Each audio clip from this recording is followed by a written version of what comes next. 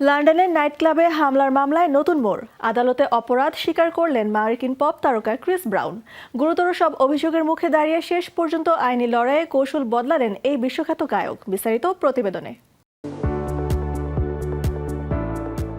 লন্ডনের নাইট ক্লাবে এক মিউজিক প্রডিউসারের উপর হামলার ঘটনায় দীর্ঘদিনের আইনি লড়াইয়ের পর অবশেষে আদালতে নিজের দোষ স্বীকার করে নিয়েছেন বিশ্বখ্যাত মার্কিন পপ তারকা ক্রিস ব্রাউন।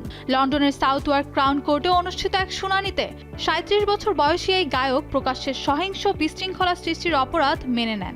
২০২৩ সালের ১৯ ফেব্রুয়ারি লন্ডনের মেফেয়ার এলাকায় অভিজাত টেপ নাইট ক্লাবে ঘটে যাওয়া সেই বহুল আলোচিত ঘটনার পর এই প্রথম সরাসরি আদালতে নিজের অপরাধ স্বীকার করলেন ব্রাউন।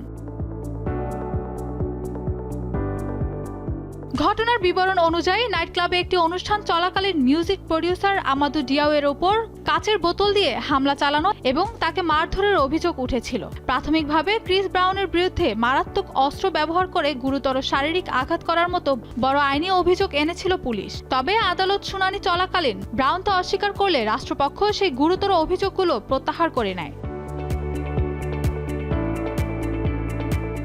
পরবর্তীতে তার বিরুদ্ধে তুলনামূলক কম মাত্রার সহিংসতা ও ভয়ভীতি প্রদর্শনের নতুন অভিযোগ আনা হলে তিনি তা মেনে নেন। একই মামলায় তার সফর সঙ্গী ওমলুলু আকিনলুলু, যিনি হুডি বেবি নামে পরিচিত, তিনিও নিজের অপরাধ স্বীকার করেছেন। যুক্তরাজ্যের আইন অনুযায়ী প্রকাশ্যে এমন বিশৃঙ্খলা সৃষ্টির জন্য সর্বোচ্চ ৩ বছরের কারাদণ্ড হতে পারে। আদালত আগামী ২৬শে অক্টোবর এই মামলার চূড়ান্ত সাজা ঘোষণার দিন ধার্য করেছেন। তবে সাজা ঘোষণা না হওয়া পর্যন্ত শর্ত সাপেক্ষে আন্তর্জাতিক কনসার্ট সফর চালিয়ে যাওয়ার অনুমতি পেয়েছেন ব্রাউন। প্রসঙ্গত R&B ঘরানার সঙ্গীতের জন্য বিশ্বজুড়ে পরিচিত ক্রিস ব্রাউন একাধিক চার্ট টপারের পাশাপাশি ২০১২ সালে সেরা R&B অ্যালবামের জন্য মর্যাদাপূর্ণ গ্র্যামি পুরস্কারও জিতেছেন এই তারকা। তবে পেশাগত সাফল্যের পাশাপাশি হিংস্র আচরণ ও একাধিক আইনি জটিলতা ক্যারিয়ার জুড়ে বিতর্ক পিছু ছাড়েননি তার।